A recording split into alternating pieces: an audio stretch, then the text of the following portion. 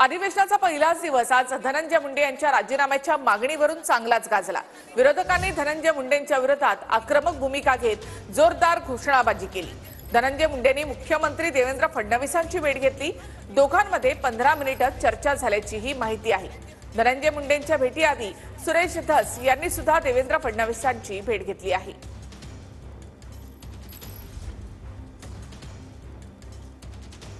में दो ही गुंडे, महाराष्ट्र में दो ही गुंडे,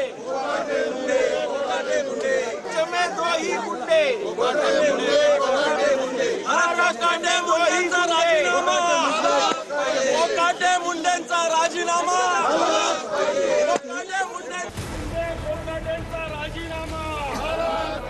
अधिवेशनाचा पहिला दिवस धनंजय मुंडेंच्या राजीनाम्याच्या मागणीनं गाजला। धनंजय मुंडे फडणवीस भेट आणि विरोधकांच्या घोषणांनी विधान भवनाचं वातावरण तापलं। धनंजय मुंडेंच्या भेटीआधी सुरेश धस यांनी मुख्यमंत्री फडणवीसांची भेट घेतली। विधान भवनाच्या पहिल्याच दिवशी मुंडेंच्या राजीनाम्याच्या हालचाली वाढल्या।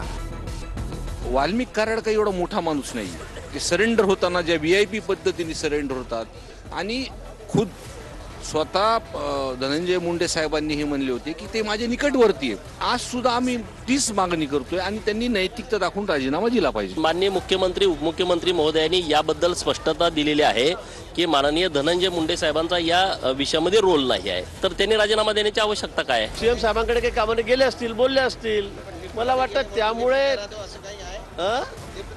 मला वाटतं असं अजिबात समजण्याचं कारण नाही। सगळ्यांशी ते चर्चा करतायत, बोलतायत, वेगवेगळ्या विषयांवर चर्चा होते आहे। मला बेल्स पॅलिसिस झालं,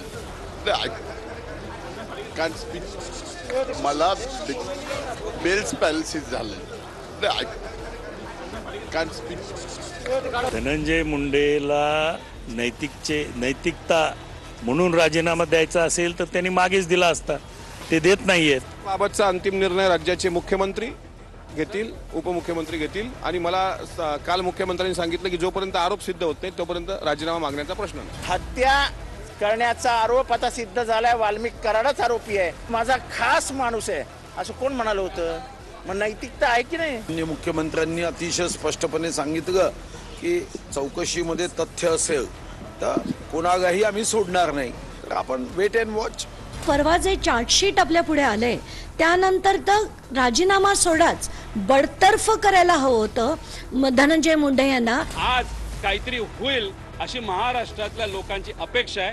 आम्ही सर्वजण वाट बघत आहोत की आज 2 राजीनामे घेतले जातील का। देवेंद्र भाऊ सोबत भेटीसाठी घेण्याचा प्रयत्न करणार आहे आणि हे राजीनामा आणि हेच अधिवेशन मध्ये 100% होणारे म्हणजे होणार।